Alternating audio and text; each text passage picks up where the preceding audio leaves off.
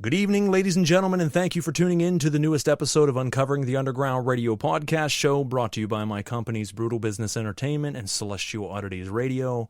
As always, I will be your host and guide this evening. My name is Reverend Frater Crow, and I want to thank you for listening in tonight. Whether listening live, streaming after the fact, or you've downloaded it to your device for on the go, any which of the three is fine, and I'd like to thank you for your patronage and support. You can listen to us from anywhere from iTunes to iHeartRadio, Spotify, Deezer, Spreaker, CastBox, Google, or Amazon. So you listen where you feel comfortable, but make sure you click the like, share, and follow button, because when you do that, it moves us up the podcast community rankings, allows more people to discover the show, keeps you in the loop as new episodes air, and gives you unfiltered access to our past archives. And folks, there's something for absolutely everyone out there that's a fan of underground entertainment, from music and modeling to stars of the screen, from comedy and oddities and everything in between. We bring you a show each and every Thursday night, 8:30 to 10 p.m. Eastern Standard Time, interviewing, talking with, and hanging out with great underground personalities. Tonight, we have Echoes From Oblivion, an Indiana State metalcore band, has badass music, great fellas, and I'm happy to introduce them to you this evening. Before we jump into them, make sure you check out some of the past episodes that we've had so far this season. It's been a wonderful season, too. We're glad to be back. So far, we have brought on anthropodermic bibliopagist Jeremy Lee Pauley. For you out there that don't know what that means, he is the world-leading specialist in binding books in human skin. He is a human wet specimen restoration specialist and an oddities collector, dealer, and convention host. So he does a lot in that field. Following episode, we had the Queen of Horrorcore herself, Razikel, on the show, followed by War from North Carolina, great metal band I had on last season. They're currently right now on tour and playing shows with bands like Papa Roach and Lamb of God. They've been doing very well for themselves, so make sure you check out War. We also had 2 episodes ago, Dementia's Creed from Cincinnati area, a great atmospheric, progressive black metal, death metal band. And then last week, we actually also had an Indiana State band on the show, and that was Shockwave Theory. So this evening, we are bringing on another Indiana State band, a metalcore band this time, that goes by the name of Echoes From Oblivion. And like I said, I'm really happy for you to get to check them out. So make sure you check out our past episodes. Make sure you share this one around this evening. If you have any suggestions for what you want to see on the show, not see on the show, see us do differently, or who you want to see us have on the show, you can drop us a line at celestialoddities@gmail.com. Again, that is celestialoddities@gmail.com. You can message me on Facebook under my Frater Crow page, or you can add the Uncovering the Underground Radio podcast page on Facebook as well, which is a great community to watch out for our guests, to talk, and to meet other people in the community, which is great, and we always certainly support that. So, without further ado, light up your joints, crack open some beers, kick up your feet, and lend me your ears as we dig in together and uncover the underground with Echoes From Oblivion. How you guys doing tonight, fellas? Pretty good. Certainly happy to have you guys on. For those listening out there that might not be aware, they're getting hit with a pretty heavy rain and frozen ice storm right now in Indiana. So we wish these guys to be safe during the show. Some of them are actually on the road traveling this evening. One of the members, unfortunately, because of that storm, is not able to be here this evening. But we do have 4 of the 5 of them on, and we look forward to picking their brains. And we'll go ahead and jump right into it. And I'll start out traditionally, as I always do on the show, and I will start out with Brandon, actually, as the vocals, and then we'll go from there and jump in between all of you guys and get some answers. But Brandon, why don't you tell us a little bit about you guys as a band? How did you get started? How did the band come together? How long have you been around for? Give us a little bit of background story on the band. Well, to start off with, the band originally started 4 years ago, and of course, I wasn't a part of it at that time. When the band was started, I actually endorsed into a work accident, and I was originally with the drummer in another band. We called it the Dying Hour. From there, I took some time off from that, and of course, they made a post saying they were looking for a vocalist. Well, I just decided to chime in and reach out, see what happened. And it pretty much did a full rotation in the last 4 years of me actually having Mitch join up with us to have more of a fresh start. And it's been amazing ever since. No, that's beautiful. I like to hear, I always start out traditional because I like to hear that story from everybody. I mean, my show is not traditional in a lot of ways, but I always like that beginning question of just how did you guys come together, what formed it, because it's always interesting and original, and it's rare to have a band that every member's been there since the beginning. Usually it's a case where someone was a friend of the band or a listener or just came along the way, and how it all kind of fell into place and the pieces, you know, kind of formed. So I'm glad that you were able to share that with us. Now, so you'd mentioned, you know, Mitch joining the band. Mitch, why don't you tell us what it was like jumping into the already established band and kind of coming in as the new fresh face and bringing your own spin and your own feel to the music? Well, hell, man, it's always crazy when you jump in. It's one of those things you don't know what to expect. You don't know how it's going to go. You don't know all the personalities. And, you know, you get those nerves like you're going into the Super Bowl. It's kind of like some added pressure you don't need to put on yourself or the others. But, you know, we all hit it off, and we're always developing. But, you know, we've become like a tight little knit family, and I think that is more valuable than the music itself. I would agree with you. I say that a lot on this show that, you know, the time you get to spend as brothers and as a family, sometimes you don't get to appreciate it as much when you're in it as when you're away from it. And I can tell you, as someone who was in bands and toured and played around and did a lot of shows, once it's gone, you think back on the same things that you neglected, you think back on, and you're like, man, I miss those times with my brothers. So it's great when you hear a band that says, I look at these fellas like my brothers, we're family, we enjoy the time together more than the music, because that is very important to keeping the band strong and fresh, and it's very important overall, especially if you guys hit the road and you're really playing a lot of shows. It can get very tough. It can be hard to get along with someone, especially if you're in a van with them for 30 days straight. You know, you look at the same other four guys that you love and you start to look at them with hate, and then you have to be away from them for a little while, and then you rediscover the love again. So if you don't have that love going in, it's doomed for failure. So it's great to hear that you fellas look at each other like brothers. Absolutely. And to add to that, I mean, as a band, most bands know that, or are tight knit, they can, you can get sick of how someone eats breakfast cereal in the morning, but you gotta be able to maintain the love, so to speak. Oh, you absolutely do. I mean, like I said, when you're with someone for that long, no matter who it is, you shove someone in a van, don't even matter if it's your own family, you shove someone in a van for a month straight, you're going to hate them by the end of it. So you have to have that love. So it's like I said, good to see that that's happening. It shows in the music. I mean, your fellas' music's definitely awesome. I put some fillers out for the show, and I had people messaging me, and they're like, who the fuck are these guys? I'm like, you like them? I'm like, that's why I'm having them on. They're dope as can be, and they deserve a lot more recognition and shine. So congratulations on what you guys have already put out so far. I know I certainly can't wait to jump into some more as time goes on, see what it is you fellas do and continue to create.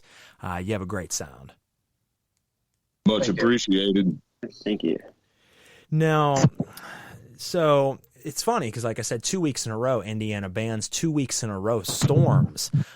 So you guys in Indiana must be getting hit with a lot of crazy weather these last couple weeks, I'm guessing.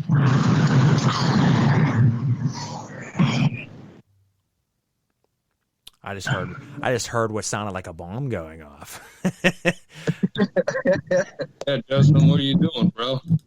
I am just trying to keep it between the ditches, my brother. I am about 4 or 5 miles from home, and it's like, it is just absolutely ridiculous out here. I was saying before, I've only been to Indiana twice. I was saying this last episode to the fellas in Shockwave Theory.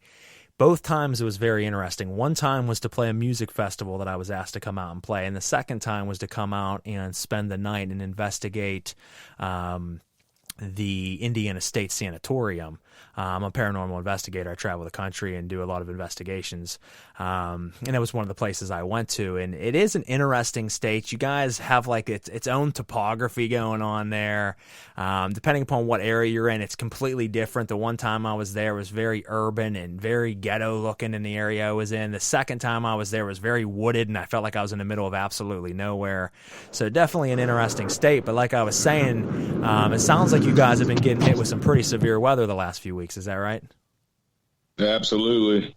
It's bipolar weather is what I call it. Yeah, it can be. We had 3 feet of snow on the ground, and one day it was 60 degrees, and now it's down to 26 degrees, and we just got hammered with snow and ice again. It's random. That's crazy. I mean, I tell people all the time that, I mean, whether you believe in global warming or not, there's something definitely going on. Because look at this weather the last few years or last, several years. I mean, like you said, it's 60 degrees one day, and then the next day it's, a foot of snow. Then the next day it's raining. The next day it's sunny. The next day it's snow again. It doesn't know what the hell is going on. It messes with not only your mind, but it messes with getting sick because your body's not meant to handle that. Yeah, so you're like, okay, it's warm out. Next day it's cold. Next day it's warm. You get sick from that. And that's why so many damn people are sick right now. Oh, yeah, I agree. Now, we're obviously going to jump in here shortly to a couple of different songs that we got from you guys. And I like to pre-discuss what we're going to jump into before we jump into it. So we're not just there yet, but we have 3 songs, and I don't know if you guys have a specific one you want me to jump into first. I have Castaway, Back Against the Wall, and Oblivion. So when we do feature our first song, which song would you guys like us to jump into? I know personally I enjoy as a drummer playing Castaway. There's something about it that gets me going. Do you fellas concur with that? Does that sound like a good first song for the evening? Yeah, I can concur to that. Perfect. So I'll put a mark next to that. That's actually the one I had loaded as number 1, so that'll work out pretty good.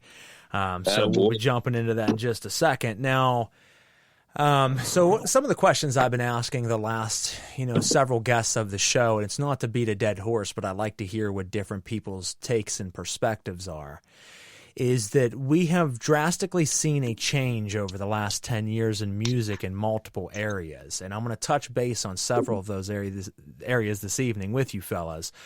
And a lot of it has to do with the modernization and digital enhancements in music. And that can go from CDs now to being mainly digital.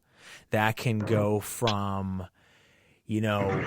live instrumentation and amplification and having nice rigs and being a gearhead to now it's just plug in and play to the PA system, electric drums, all of that, to recording at home now and not having to go to a recording studio all the time and people practicing by sending samples to each other. There's a lot of new things happening in the last decade that prior wasn't really available to the masses. So I would like to touch base on a little bit of that before we jump into the first, song this evening. I'm going to pick one of those parts, and it's going to be as far as band practice and recording. Now, as far as practicing, do you guys traditionally just get together and do everything in person? Are you sending around files to one another and rehearsing stuff beforehand and then getting together and rehearsing what you guys have been playing? Or do you guys mainly practice digital and only get together from time to time? Everybody does it a little bit differently. And for this one, I want to jump into Brayton because we haven't really got to talk much with him yet. So if you could share with us, how is it that you guys really structure your practices and rehearsals? Normally we it's kind of like a mixture of both, digitally and in person. We tend to get together once a week and try, and at that 1 week of rehearsal, we try our damnedest to make sure we get our time and effort into that session, it being our only day of the week. But yeah, I think that's pretty much all I got from that. Well, it's interesting because, like I said, some people, I've had bands on that say, you know what, we really practice specifically digitally. and then we'll get together twice a month and actually rehearse it. And other than that, everything is written as files, sent back and forth, and that's how we practice, which is interesting. I have other bands that say we don't send anything to each other. We're old school. We just get together and practice. And then I have most of the bands these days are a hybrid between the two, where they're saying, we send files, we rehearse ourselves, the parts, what we're going to write, what we're going to bring to the table. And then when we get together, it's crunch time, and we really try to carve out and chunk out those parts that we've been working on, to be able to, really bring that back. And can I help elaborate on that? Yeah, absolutely. Go ahead. I'd say mainly what we do, we all have our own practice times. Obviously, we go a week apart without seeing each other. We write our music, we practice it, but practice is one thing, and then rehearsal is another. So when we're together, that you're right. That is when it's crunch time, and we practice as we're doing a live show as a group. But we're running through the sets, we're making adjustments at that point, and it just goes from there. It creates itself, basically. And that's what's nice, is when you have that flow, it just kind of comes together seamlessly without having to try too much. I mean, we would even share files back in my band back in the day, with one another, but there wasn't the advances that they have nowadays to be able to do what you can now. I mean, back then, if your band recorded at home, you sounded like shit. I mean, whether it was for parts or you were actually trying to put out music, I mean, it was really rough sound. Whereas now you have bands that say, well, we don't go to the studio. We recorded our entire full-length album ourselves at our house, and it sounds like a professional studio. And they're like, oh, yeah, I did that for like $600 at my house.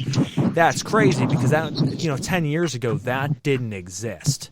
I'll drink to that. Yeah, it's very interesting how that's all came to be. Now, I want to say something out loud real quick. In case you try to talk, Justin, I don't know what the hell happened. Somehow it muted you. There you are again. You're back. Okay, I don't know. It was weird. It muted you and it wouldn't let me unmute you, so you're back. Yeah, I keep having some hardcore. We lost him again. Yeah, he's going through fucking the apocalypse right now. He's like, his voice is cutting in and out. It's the camera's flashing on and off. I mean, this dude, he's gonna be lucky if he makes it through the interview. I don't think he has a signal because he's in a tank right now. Yeah, that's probably what's going on. He's just trying to make it through the apocalypse. But, no, that's great. So what we're going to do, looking at the time right now, let's take a look. We are about 18 minutes in, and we have 3 songs to play this evening. So we're going to jump into the first song and let the folks out there that are listening, and we do have some people leaving comments and things right now, which we'll jump to after the song. And then that's actually a good point. Before I jump into the song, folks, if you are listening out there, as I mentioned, you can listen anywhere that you feel free to listen to the show from. We're everywhere.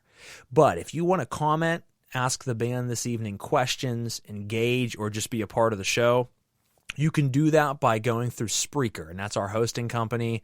You can look them up on the app market or by typing in Spreaker.com. That is Spreaker, so speaker with an R, and just search Celestial Oddities or Uncovering the Underground. You'll find our show. That'll allow you to listen and leave us comments, and there's people already leaving comments, so feel free to jump in, ask these guys questions, and just join along the show. In the meantime, we're going to go ahead and jump into our first song this evening, and this song is titled Castaway, and this is from Echoes from Oblivion. We'll be right back after this on Uncovering the Underground.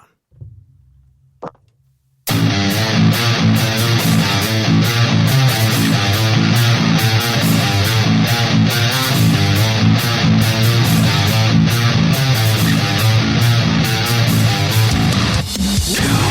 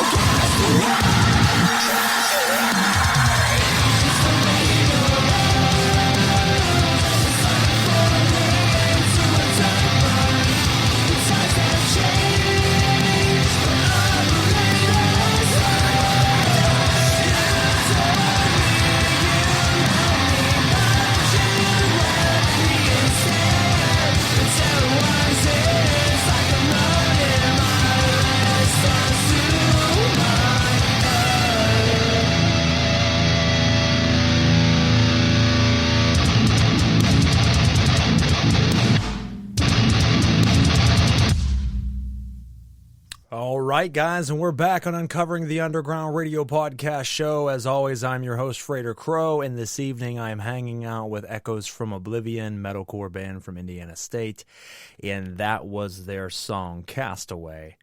Absolutely phenomenal, in-your-face metal, and that's what we love here on Uncovering the Underground. And it sounds like that's what you guys love out there as well, as we got some comments rolling in, one of which says this song is fucking killer.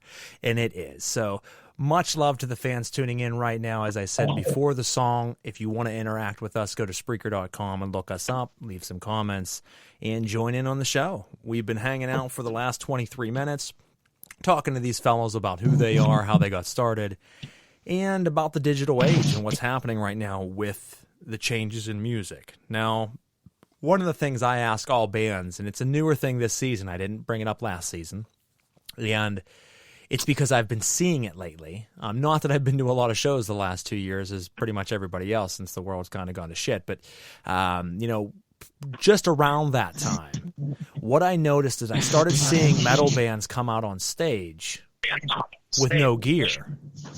And it became very strange to me when I would see two guitar players or a bass player, all three guitar players, coming out with just their guitars and a chord, and I wouldn't see half stacks or rigs anywhere, nothing. And I would see them plug in directly to a DI port, and they would play everything through an effects pedal through the PA system. And sometimes I've even seen the drummers come out with fully electronic kits along with that. So shrinks down the size of the kit, and you're looking at what looks like a very empty stage, and the only way to really feel that is by putting up a lot of banners and things.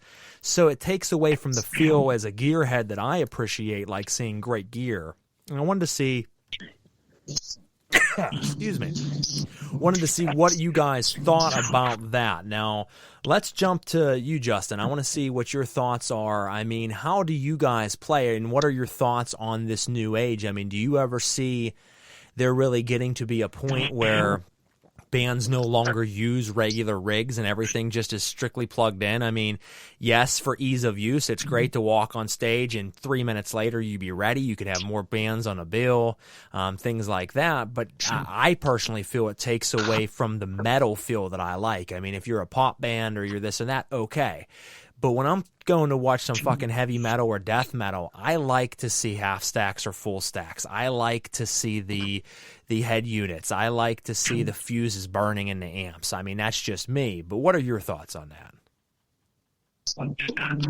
Oh, I totally agree. I am the same way. I'm an old school gearhead. When I walk out into a show and I don't see gear on the stage, that's always like the first thing that I'm looking for, trying to pick out what they're using in their rig, even if it's like rack mount stuff, That's just. And whose gear do you have? A gearhead. And that's it, man. That's where I was. Is every time I come out to a show, I'm looking like, what are they playing on? Now, if you're at a really huge show and you're up in the lawn and you can't see and they're like 300 yards away, I'm not so much focused on it. But when I'm in a club, I'm looking at that band's gear. What kind of full stacks are they playing? What guitars are they playing? What kind of pedals are they playing?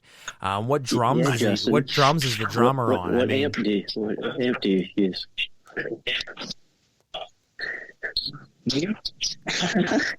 I have someone asking a question in the background. So, I mean, do you feel that it's ever going to go away? Are you there? Yeah, I'm here. There's just a back right in front of me.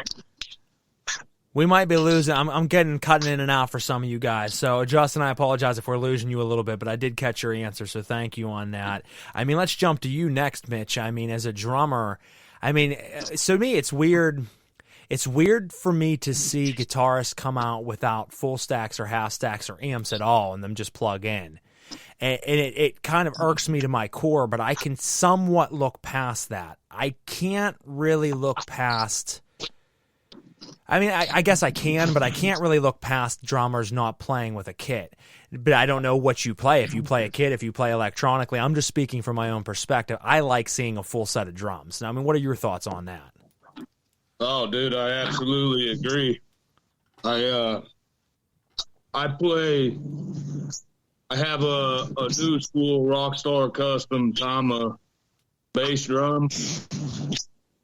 The rest of my kit is old school Imperial Star from '85 that I absolutely love. My snare drum is built like a brick shit house, pardon my language, but that's the only way I can find it. It's gloss black. Looks great in the lights. I love the drum heads. Just the light hitting my drums alone looks great from the stage. I make sure that, that you get a good visual while I'm playing as well. That, everything's up, everything's polished up. It's not fair to the crowd if they don't get to enjoy the drums much because, I'm in the background. I got to look good the best way that I can. And as far as technicality goes, I know advances in sound have occurred and things do change PA-wise, but I'm an old school guy. I just try to deal. Every show's different. Every band knows that. The crowd, most crowds have no idea. You show up to a new place, you don't know who you're dealing with. You may not know the sound guy. You only got a certain amount of time to develop a relationship in that sense and work together quickly, which is very, very important to me. But a good visual on drums and equipment is important to me as well. No, I agree. I mean, I think you nailed it too. Being a drummer, being tucked away further back on stage, I mean, to then take away from your drum set and play a fully electronic kit really does yourself an injustice. Not to say that there aren't good electric kits. They're coming out with some amazing advances in electric kits, but I feel like you're taking away from the one thing that you really have. You're hidden behind the drum set. So if you're going to be hidden behind a drum set, make that drum set badass. Don't make it electronic black pads. I'll drink to that, brother. Yeah, I mean, give the crowd something beautiful to look at, especially if your guitar players are pussies and they're not playing on amps. Because that's just my own opinion out there, folks. But that's how I see it. Is I see these guitar players coming out, and yeah, they're shredding, and that's great. They're shredding. But like, I wonder if I unplugged them from all of their digital effects and plugged them into a half stack tube amp and ask them to shred, how good they're going to shred in comparison to all of their special effects. And that's what I see a lot of these days is people are like, man, these guitar players are sick. And I'm like, but are they? If you take away the delay and the reverb and all of the special effects and the synths that they use on their guitars, I'm like, how would they sound on a regular PV6505 plus amp? So it's just a question I've been liking to bring up because I've noticed a huge change in the fact that a lot of bands now are playing direct in with no gear, and it's strange to me. So no, thank you, gentlemen. I appreciate your guys' opinions on that. Now I'll jump to the other two of you on the next part of that, and that's going to be on the fact that what I've noticed also is that media itself has kind of pushed itself away from physical copies of CDs, where even vehicles are being sold, you know, without CD players. Most bands now are not selling a lot of CDs because a lot of people don't even own CD players in the house anymore, because you have the, you know, MP3 docks and all these other things that you can just say out loud, play me this song, and the fucking room plays it. You know, we've really taken a crazy spin on this, you know, so I've seen a lot of people get away from CDs. Now, the same kind of question would go, but in a different stance. Do we see a day where pretty much everything will go digital, where CDs won't be sold anymore, that everybody will just be selling MP3s or MP3 cards at their table at a show where you go over and you pay and they give you a code on a card that you can download the album after paying for it? I mean, I know that was really big a few years back where people would sell these cards. They look like business cards, but it would give you like the Apple ID number on it. And if you typed it in, you downloaded the album for free because you already paid for it at the show. Now, problem with that is people would lose the cards all the time by the end of the show because they're drunk, and then they lost the money. So most people just buy it online now. But I mean, you know, I'll start with you, Brandon, and then after that, we'll go to you, Bray. And I want to see what the two of you think. Do you see everything just going fully digital? I can see it going fully digital. I mean, once the pandemic happened, I think that's when it all got a lot bigger. So, I mean, we just like how we share music with each other, it's all digital. I don't remember the last time I actually owned a CD and had to burn one. And that's a good point. I mean, burning CDs. I mean, think of the fact of how many CDs we burned and all. I mean, and that was high tech at the time. I mean, I know when I was in like 7th, 8th grade, I was like, check it out. I got this death metal sampler album I put together and burned. It's got Lamb of God, Devil Driver, Dimmu Borgir on it. I felt like I was a badass. Like I was the coolest kid in the block. You know what I mean? And now it's like you can just literally say, Google, download Devil Driver. And it's like, bloop. Done, you know, and it's it's a crazy thing to think about. I mean, even think of LimeWire or Napster. I mean, not to say that any of us ever downloaded music illegally, but you know, there were people out there that certainly did, and I mean, it was quite a crazy thing when it came out, and I mean, that started all of this. I mean, you fast forward 15, 20 years later, and I don't know what you're saying. I never did that. Me either. I've heard stories, though, and it sounds interesting. But, I mean, Bray, what do you feel about this whole thing happening right now? I agree, actually, to a degree, because I remember a couple years back, I was with my cousin at Rock on the Range, and I noticed something. Vinyls were actually trying to make a comeback. That's where the disagreeing part comes in, but for the most part, I agree with everything that's said.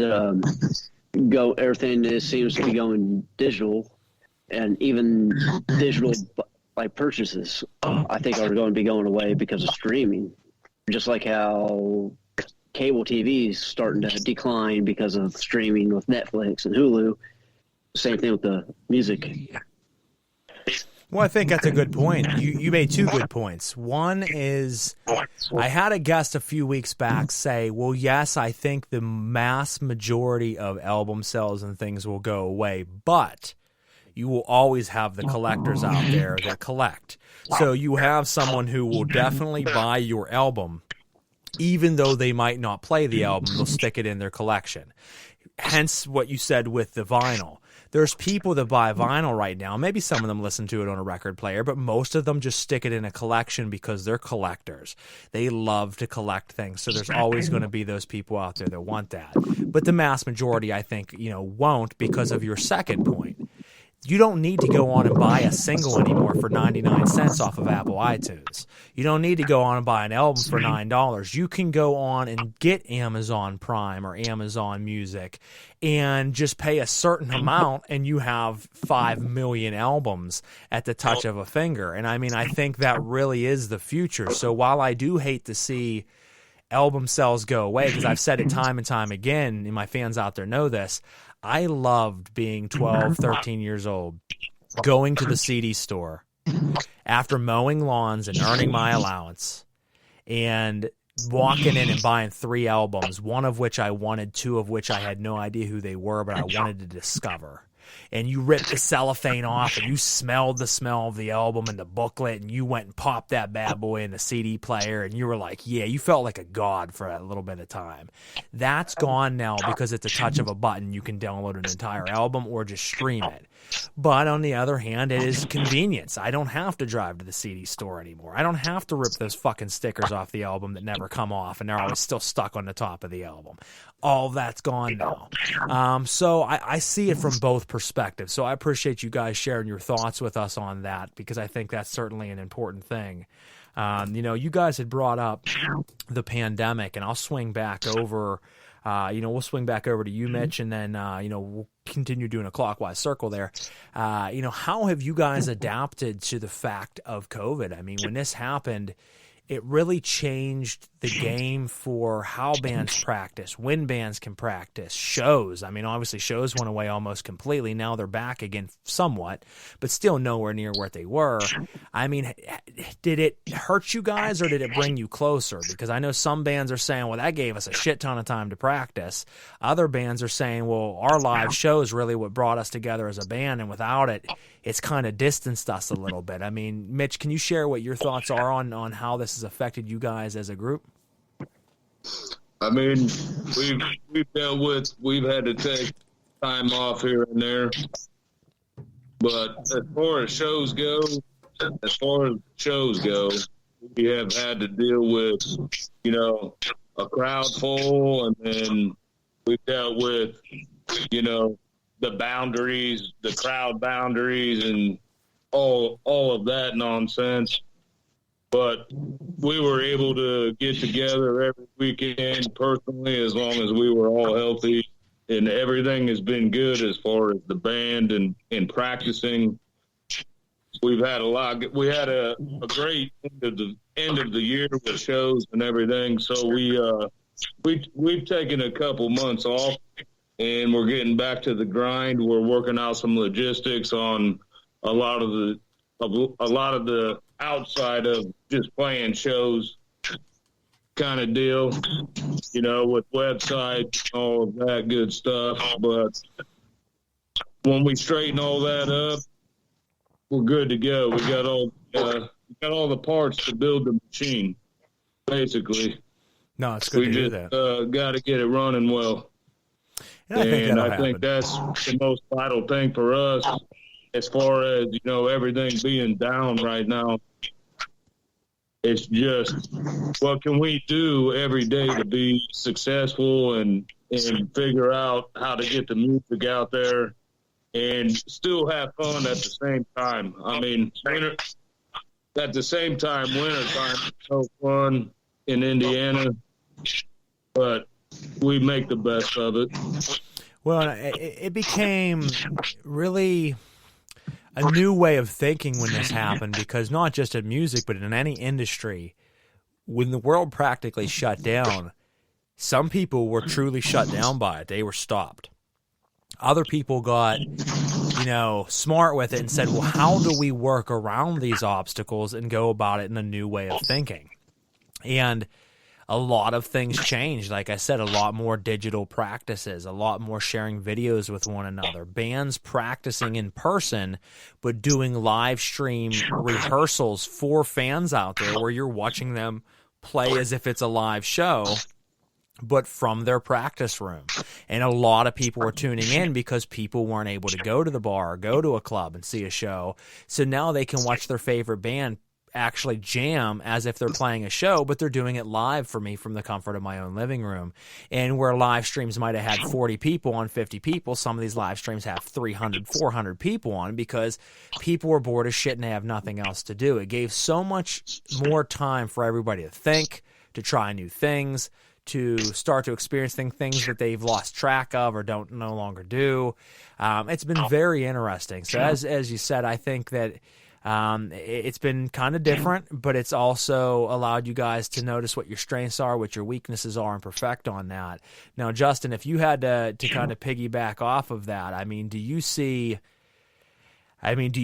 shows returning back at some point in the near future to capacity levels that they once were, back to the same feel that they once were, or do you feel that we're always going to be stuck kind of in this weird world now where I think obviously things will return somewhat, but do we ever see it returning back to what it once was? Oh, absolutely. I'm going to be completely honest with you. It kind of slowed down for some people, but some people just didn't stop trying. Like, I went and seen Slipknot twice in a week to absolutely packed crowds. Like, the live stream thing is cool, but you're never going to stop the live crowd, really. Well, I think that's important. People, no matter how much you watch on a live stream, you're never going to get the buzz and the feeling that you do when you were live in front of a band, watching them, feeling the pumping of the double bass, feeling the rhythm of the guitars, hearing the vocals just piercing your eardrums. You don't get that from a live stream. You don't get that from headphones and listening to the music. You have to be live. You have to connect. And that can only be done in a live concert. So I agree 100% with you. Now, looking May at... I elaborate on that? Yeah, please do. Bit? So my thing, as I grew up, like my first show was Ted Nugent and Bad Company, and it changed my life. And the greatest thing I ever listened to was Ted Nugent say personally, I don't care if we're supposed to stop, I'm turning the wattage up too. And it was the loudest concert I ever listened to. And from there, it always stuck in my mind. And the show is for there's so many things that are so important to bring to the crowd as far as a live show goes. And it's like,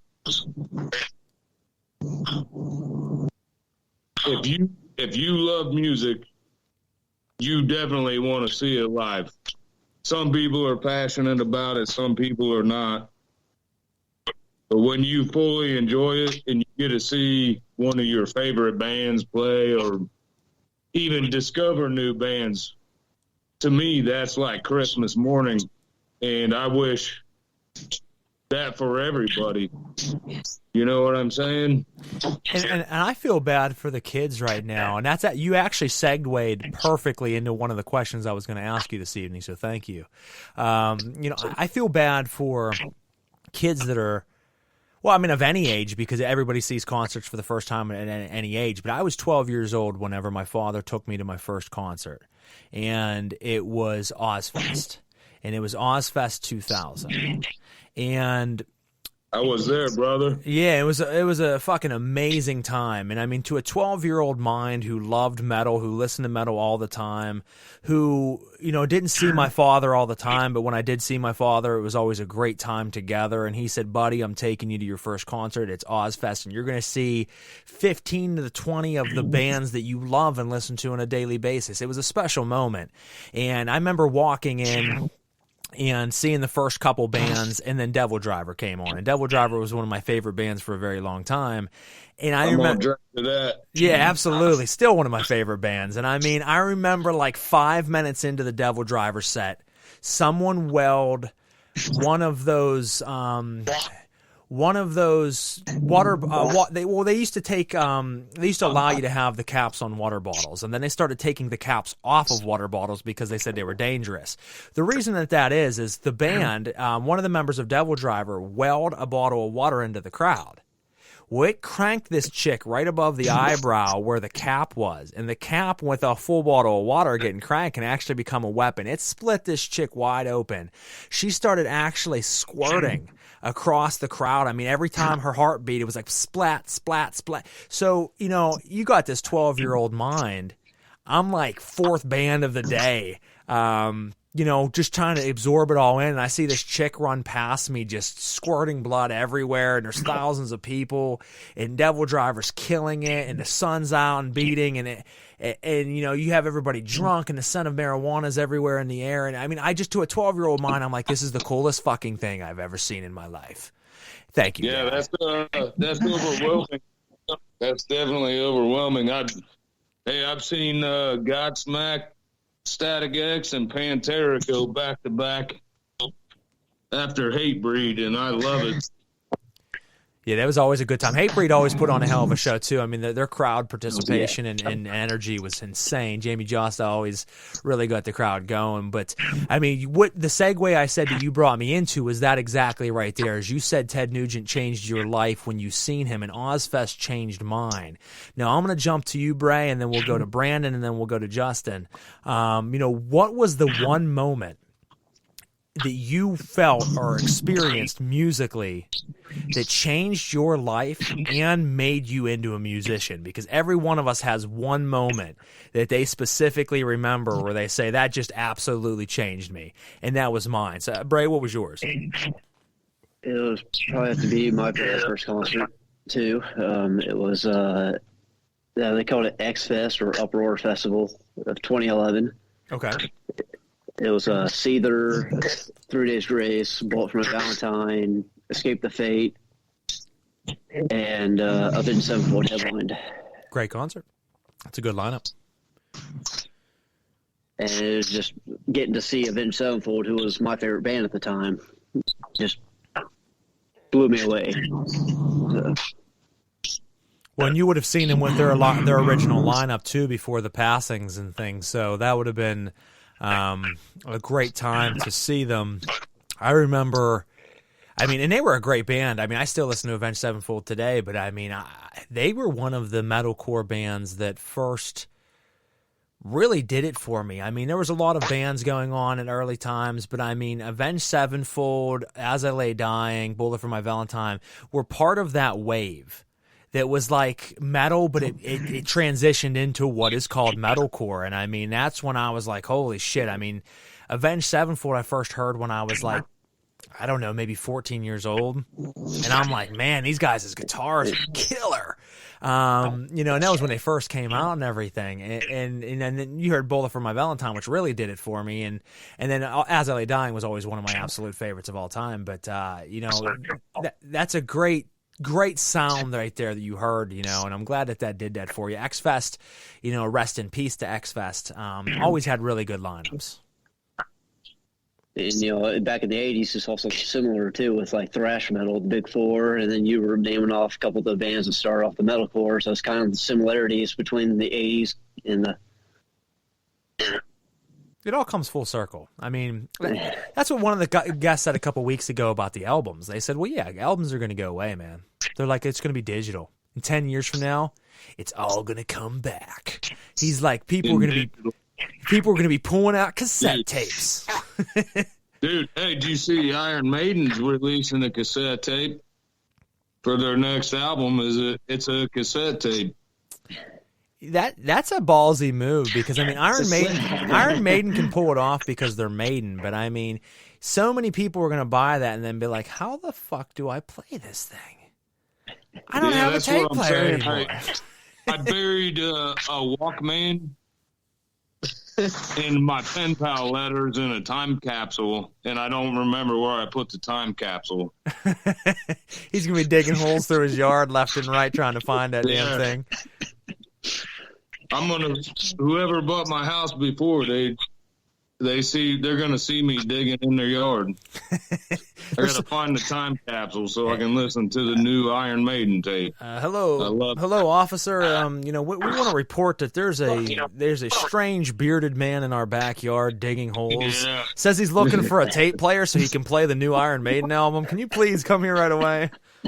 Hopefully they know what a Walkman is. Now, Brandon, what about you, brother? What was that one moment that changed your life? All right, well, mine's a little bit different. So I was in drumline back in high school, and we were going to state for competition. Well, we ended up staying in a hotel, and when we went in there, there was, of course, a group of all wearing black, all gauged, black hair, long hair. Well, it came out to be My Children, My Bride. Okay. And they were screaming on the top of their lungs, and I'm like, dude, I got to do that for the rest of my life. I like that. So it wasn't even a concert, and it wasn't really, even live. It was you came across a well-known band while in a hotel, and hearing them changed your life. It absolutely did. That's awesome. That's why I like that question, because everybody has a different moment. Some it has nothing to do with music. I've had people tell me, my grandfather, used to play guitar, and I remember him playing guitar as a kid, and it really touched me, and that what made me into a guitar player. I mean, it's always different, and that's what I love about it. And then we'll finish up with you, Justin, and then we're going to jump into another song, and then when we come back, I'm going to throw some really weird shit at you guys. So, we'll get into that after the song, but before we jump into the song, Justin, what was that one moment for you, brother? Man, mine's real old school. But everything started for me when I got into my parents' vinyl collection. It was a mixture of Kiss, Van Halen, and Aerosmith. And within, I don't know, probably a few minutes of the first Kiss Love Gun album, I was like, all right, I gotta buy a guitar. That's just how it happened. No, that's what's up, though. I've seen one of the three. I've seen most bands I've ever wanted to see in this world, but there's a few that escaped me either due to passing away before I could, or just somehow eluded me. Now, out of the three you named, I've never seen Aerosmith. I've never seen Kiss. But I have seen Van Halen, luckily, and I was really happy to see Van Halen long time ago.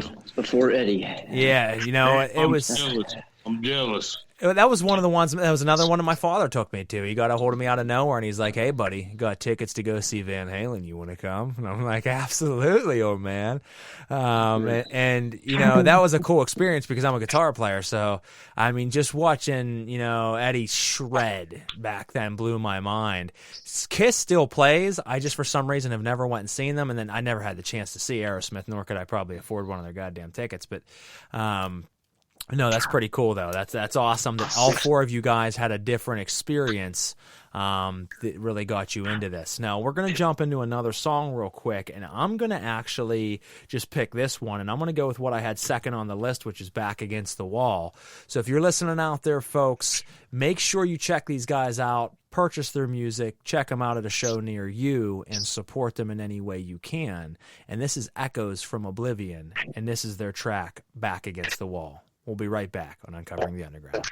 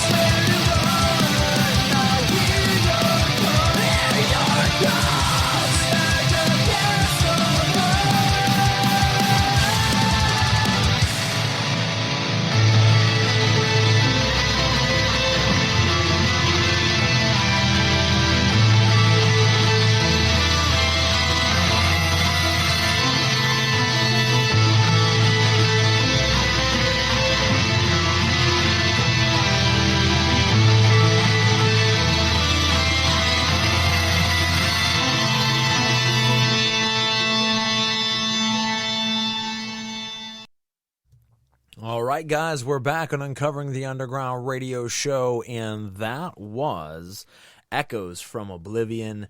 That was the second song we played from these guys this evening, and that song was called Back Against the Wall. You know, I love music that makes me want to go randomly knock on my neighbor's door, and when they answer, suplex them through a fucking table. And that does it for me, fellas. So thank you so much for making me just want to do that to my neighbor. Now, if you're liking what you're hearing out there, we got some more devil horns coming in on the comments. Thank you guys out there listening. Make sure you check out their album. Support them in any way you can. As I say every single episode, you're going to find me saying a lot of the same things because I'm strongly, I feel strongly about them. And one of those things is everyone listening out there, you are the lifeblood of bands, musicians, actors, comedians, oddities collectors. Doesn't matter who. Anybody I have on the show has fans, and their fans are what cause them to continue to keep going and doing what they're doing. They might still play without fans out there, because I know I would myself, even if no one listened, but having your support pushes us to that next show, to that next song, to the next studio session. So thank you to each and every one of you out there doing what you do. If you're listening right now and you've missed the first portion of the show, don't fret. You can listen till the end as it's live right now. You can't rewind back. But once the show ends, you will have the option of streaming or downloading the episode, so make sure you do. Listen to the full episode and share it around to your friends out there. Make sure you also go back and check out all the episodes of this season and the 65 episodes of Season 1. And listen to all the great interviews and guests out there. You'll find someone or something that you love, and make sure you support them because they appreciate it. If you are listening out there, also, I would like to say make sure that you stick around for the rest of the guests this season. Got a lot of great stuff coming up. If you have suggestions of who you want to see, let us know. We've had some horrorcore underground hip-hop on this year. We've had some oddities collectors. We've had a lot of metal and a lot of metal to come. I'll be bringing some models onto the show and some underground entertainment, adult entertainment actresses and actors on the show as well. So you're going to get all kinds of fun stuff this season. But as I said, we've been hanging with these guys for the last hour, talking over some fun stuff. We have about a half an hour left. And here's where we're going to get into some of the fun questions. First, I'm going to start out a little light, and then we'll get a little bit more peculiar. We talked about first moments that made these guys get into the craft that they're into. Now I want to go with a step further of saying, if you had only one album or one artist, it doesn't have to even be their album, it can be their entire catalog, that you could listen to for the rest of your life. If that was it, if right now you were given the choice that you can either pick one artist or never listen to music again, but you have to listen to that other artist religiously, who would it be? And I will actually go vice versa from the order that we just were with, and I will go, well, let's first go, what the hell's going on with my, there we go, sorry about that, guys. We'll go with Justin first, and then we'll go backwards.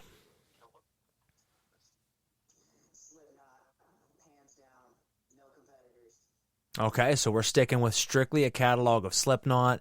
Now, you could have said Corey Taylor, which would have allowed you then to be able to listen to his acoustic and also Stone Sour, but you've already chosen, so now you're strictly Slipknot. I don't know if that matters to you or not, but you get no Stone Sour or acoustic Corey Taylor at this point.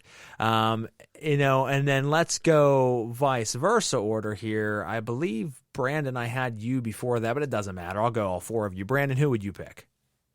I would pick Howard Jones. Anything he does is just perfect. Okay. No, that's what's up. And I don't know if Bray's still with us. I don't see him on screen. Oh, that's weird. Doesn't show you. Well, how about you, sir? Who would you pick?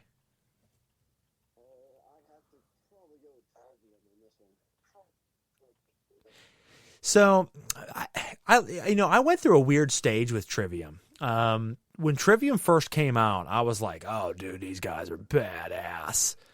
And then there was like this middle stage where I'm like, these guys suck. I'm like, what? They're all of a sudden fucking Metallica wannabes. I was on that band train for a little while where I'm like, oh, they went all Metallica on us, and like, where did they lose like their gunshot to the head of intrepidation feel? And then I grew up. you know, as we often do. And I listen to them now and I'm like, no, they just progressed as musicians. And sometimes we get so stubborn in ourselves that we hear an album or an artist progress and then we talk shit on them because we're like, they're not what they once were. Well, no shit, they're not what they once were, because if they're progressing and they're getting better, they're not going to be what they once were. So I'm with you, man. I actually was listening to Trivium about a year or so ago and refound my love for them and wanted to spank the younger me and say, you're an idiot, because, you know, you talk shit on these guys for absolutely no reason other than the fact that you thought if it wasn't extremely heavy, it wasn't cool. I went through that phase. Anything that wasn't like extremely drop kick you in the face was pussy music, and I wouldn't tolerate it. Now I'm just like, you know what? I'll listen to anything that's good. It doesn't matter who it is. If it's good music, I'll jam it. And then how about you, Mitch?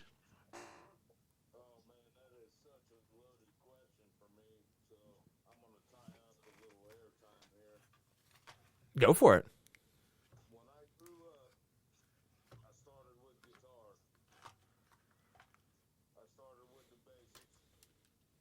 And as I learned what I was doing, it helped shape what I was into. So when I grew up, I was into, you know, you could go from Black Sabbath to going into the grunge era. You know, that was real big when I started playing music at 11 years old. And just for the record, you know, it simply comes down to I fell in love with the drums, and it just so happens that a band is a benefit. You know, when you get to make music with people, that is so. Go ahead. It is valuable. But the biggest thing is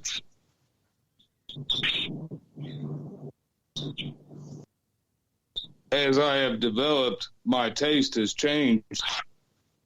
Whether it's become individual, develop your own style. My roots are my roots. Like, I can listen to classical music, I can listen to country as long as it's tasteful. But when it comes down to the nitty gritty, I love Pantera. There is the sound, the vibe you get, just the rawness of that. I love that, and I can never put just a favorite on that. Pantera's a great band. I mean, you can't really go wrong with Pantera. Now, I want to take a quick sidestep real quick, gentlemen. So something really strange happened last episode, and it happened again tonight. Last episode with the band from Indiana, and I don't know why, we heard the fans out there could hear everything that the band said the entire night, except for a 6-minute period after their second song, they disappeared. Even though I could hear them and see them, no one else could hear them.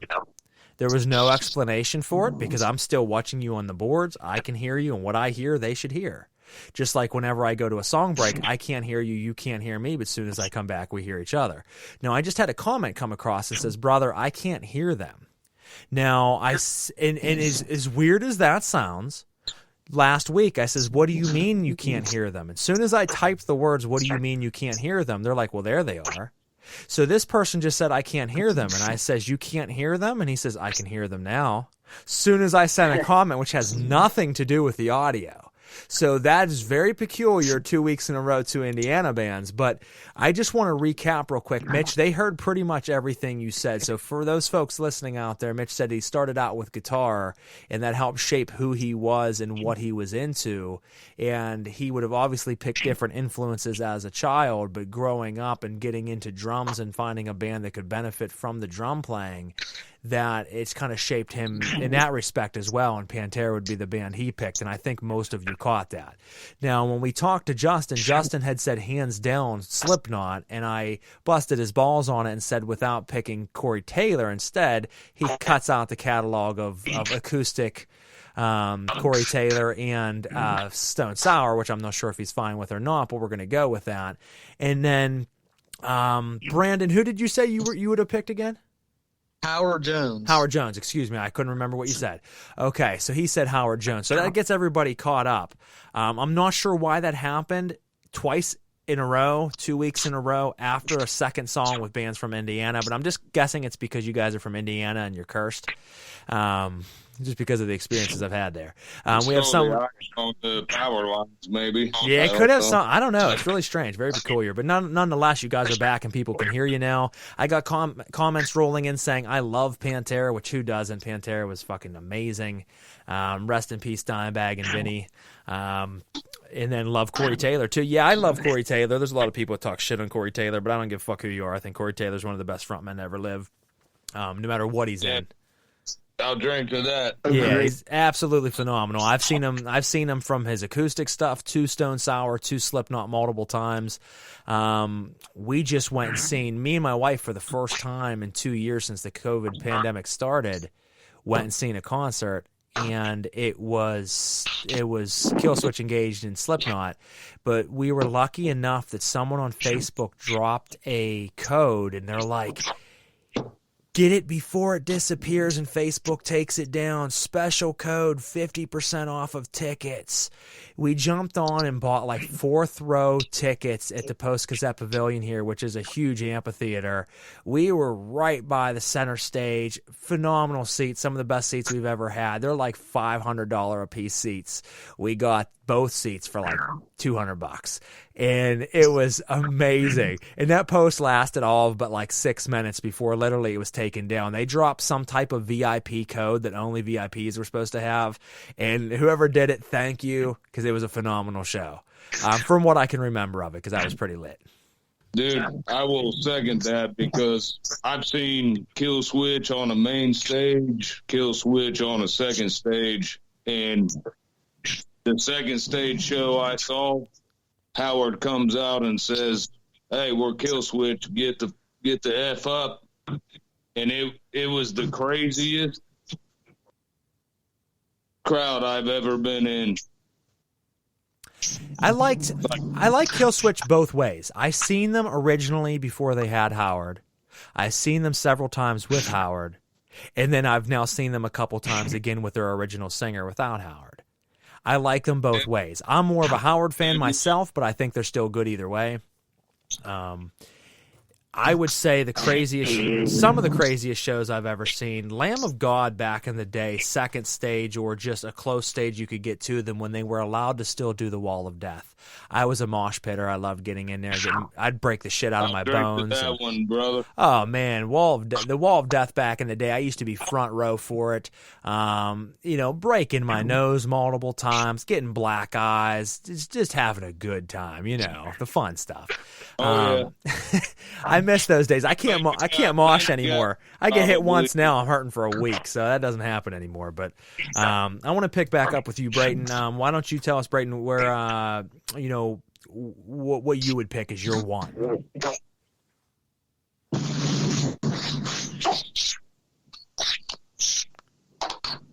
Brayton, you still with us?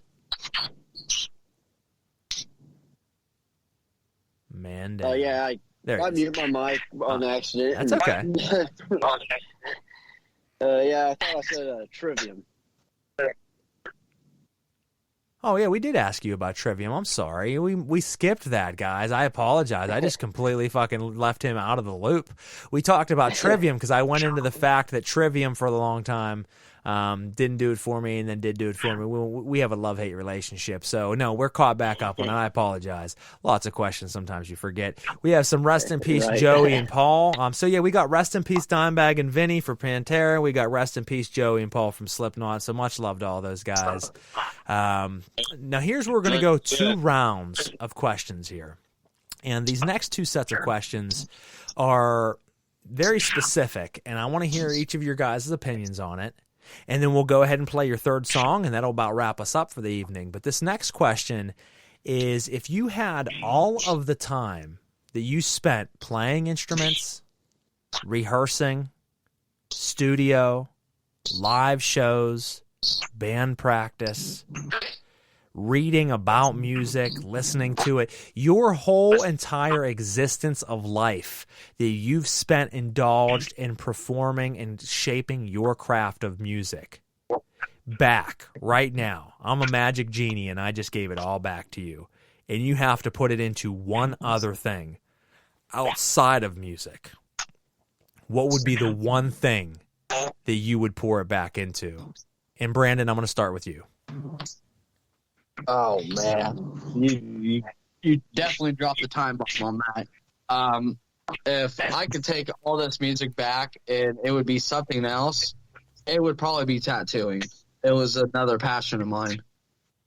And that's why I love asking that, because you really get to know who the people are in the band. And that's important for the fans, because you might love their music, you might love the videos, you might love everything about it, but then on these radio shows, you get to kind of find out who they are as people or as a unit. And then these type of questions, this and the next question, lets someone kind of really peer into your mind of who and what you are besides the music, which is important. So you are very avid about the love of tattooing. Yes. No, it's awesome. As someone who's absolutely covered in tattoos, I can appreciate that. Now, me, on the other hand, I suck at art and I can't draw anything, so wouldn't be a very good tattoo artist, or at least not one most people would want to come to. But I always had a very fond appreciation for people who can tattoo, because, yeah, it's one thing to draw and to paint. It's another thing to take a gun with a needle pumping very fastly and sticking it into someone's skin and saying, I'm about to put something in on you that's there forever. You have to be confident of your skill. You're either confident or you just don't give a shit, one or the other. But you have to be usually pretty confident to, be able to take that step. So kudos to you for that. Now, Brayton, since I forgot about you, unfortunately, on that last question, we're going to jump to you. What would your other passion be if you had to put it into something? It'd probably be mixed martial arts. You cut out a little bit. I'm sorry. What was it? Mixed martial arts. Mixed martial arts. Okay. No, I can respect that. And once again, it's something else I have a passion for. I don't watch sports anymore. People all the time are like, hey, bro, you see the game the other day? And I'm like, dude, I haven't watched a sports game in fucking like 5 years. But I do watch cage fighting. I love mixed martial arts. I love watching fights. I just don't really have time anymore for sports, so I don't watch football or hockey or baseball or anything anymore like I used to, which I used to love.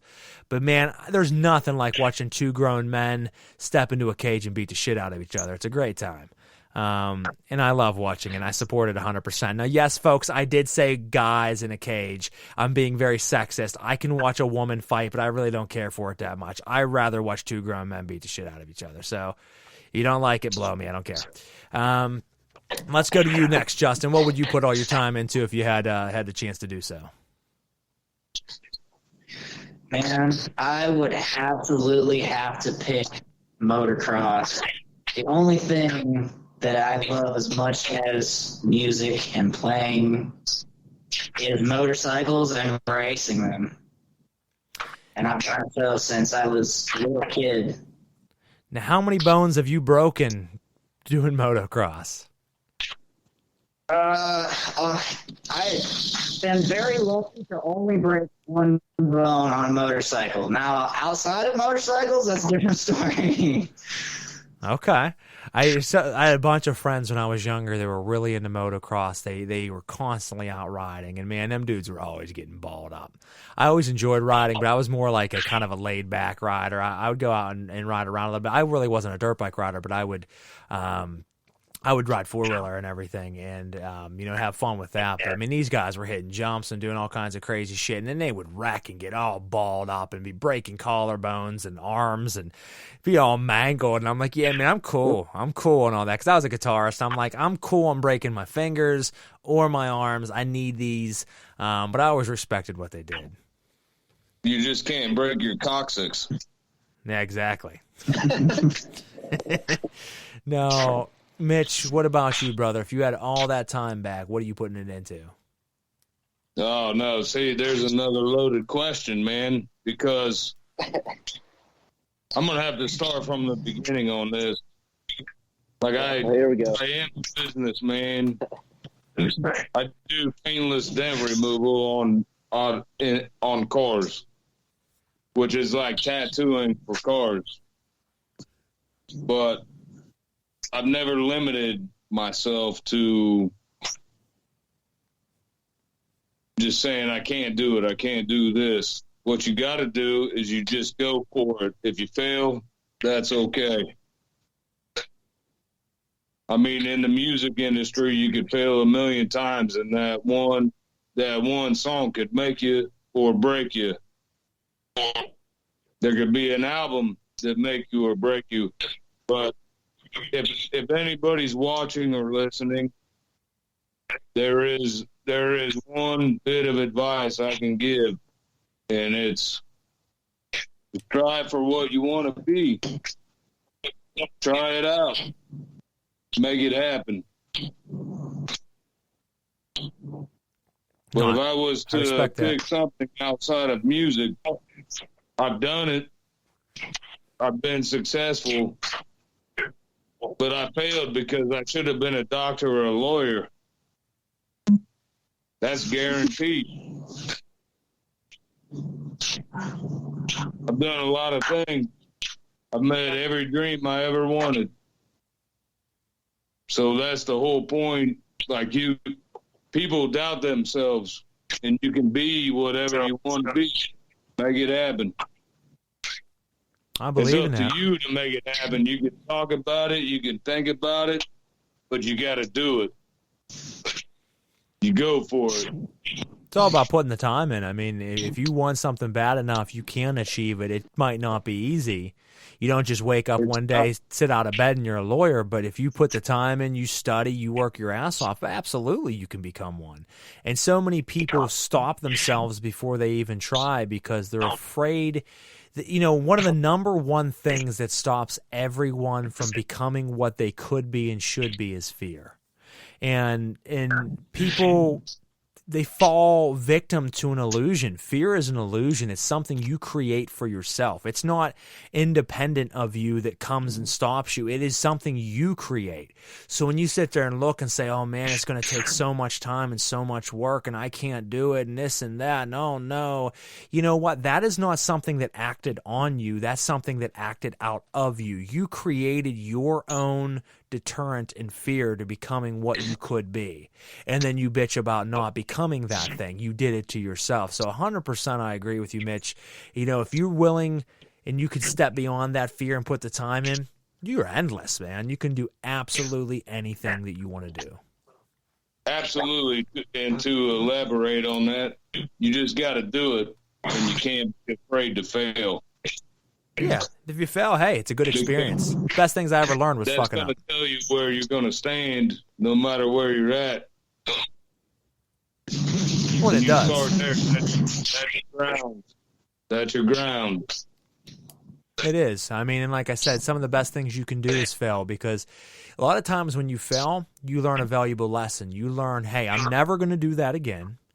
And you realize, okay, that direction didn't work for me, so I either need to stop or I need to try to go another way about it. So that's a very important lesson for people to learn.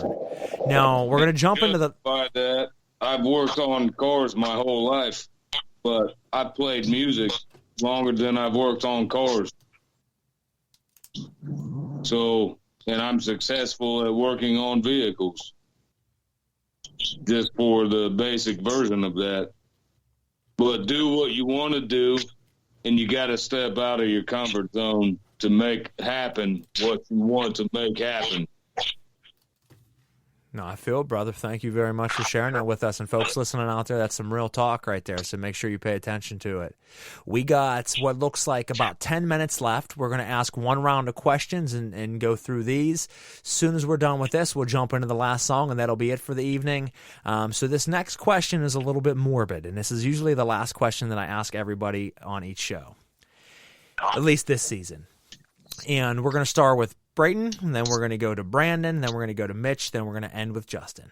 And then the way that this is going to go is, these are the last moments of your life. You are about to pass away, and you know it. You get to spend it with your family, but you have one of two choices. You can either hold your loved ones and those that you care about close, hug them, embrace them, kiss them. But you are not allowed to say a single word to them, nor they to you. You are not allowed to write anything to them. There is no communication other than the sense of physical touch. Or you can tell them and they can tell you anything that you want in those last moments, but you are separated from a barrier and cannot touch each other. So you can either embrace one another and say nothing, or say everything, but never get to hold them again. And I would like to know what each of you would pick. And there is no wrong answer to this question. And this is a very specific question, and the reason for that is some people were very vocal people and not the best with being physical. Some people were very physical and not the best with words. Everybody is different, and we always get a very different arrangement of answers and reasons why. So let's start with Brayton. What would you pick in that scenario? Probably the physical touch. No words, nothing to be right. And is it just because you're more of a physical person and it would be easy for you to express the love that you have for your loved ones through touch rather than try to express it through words? I feel like actions speak louder more than words. Okay. No, that absolutely makes sense. Brandon, how about you? I have to agree with Bray, but I mean, I don't need to be vocal to let them know that it isn't goodbye. It's just see you later.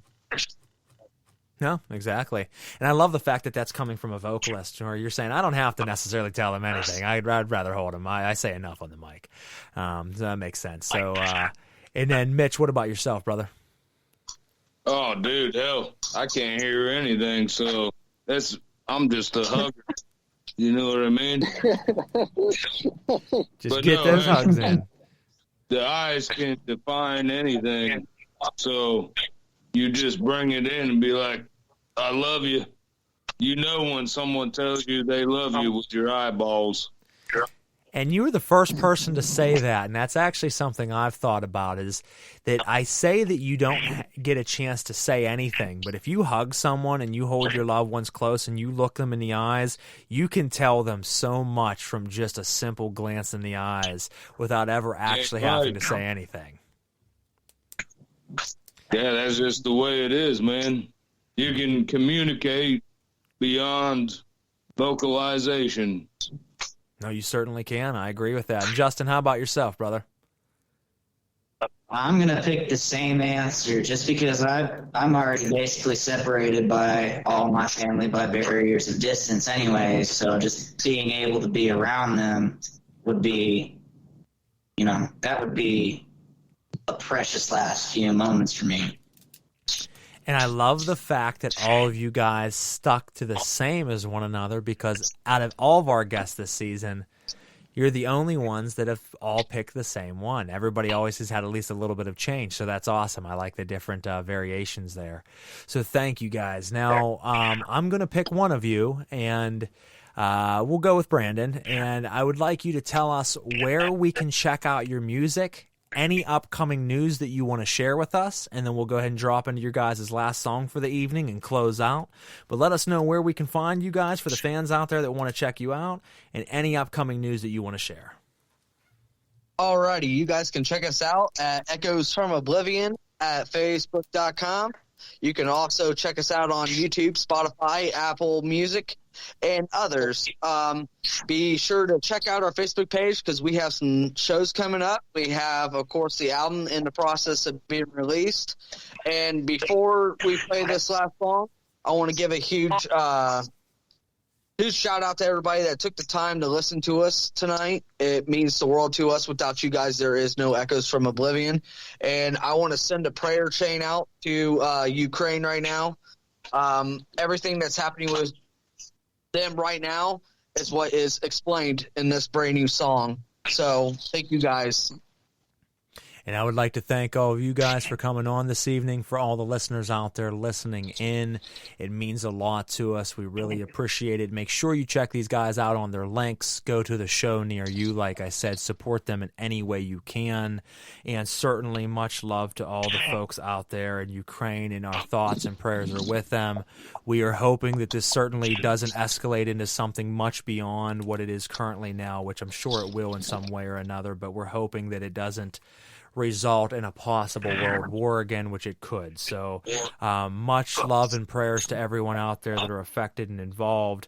I did want to tell the fans out there listening before we drop into the last song that we do have a break next week. I will be out of town doing investigating out of state, spending my nights alone in a very haunted location for a couple days straight, gathering some research and seeing what I can do as far as connecting with the spirits there in New York. And we will come back the following week. Now, as far as a date for you guys, let me pull it up real quick. We have, that'll be the 10th. So March 10th, we'll return back at 8:30 p.m. Eastern Standard Time as normal. And that is going to be with a band that we've had on last season, a extreme grindcore, or what they call razorcore, Angelic Desolation, which is a very awesome death metal band that we're bringing back on the show. Other guests we have coming up is Pennsylvania metal band Endbringer. We have the Rooster from Nine Stitch Method and his solo project Seethe coming back on the show. And then we have Natasha Sarver, who owns the metaphysical and witchcraft shop Little Shop of Lilith, coming on the show as well, all in the next several weeks. So make sure you check out those episodes. Make sure you share around our past episodes and certainly tonight's episode. And as I said, we're going to drop into one more song and we're finishing up for the evening. Before I do, thank you fellas once again for coming on the show this evening and getting to uncover the underground together. Yeah, thank you for having us. Thank you. Thank you. All right, folks. Well, you heard it. Here is Oblivion from Echoes from Oblivion. We'll catch you next episode on Uncovering the Underground.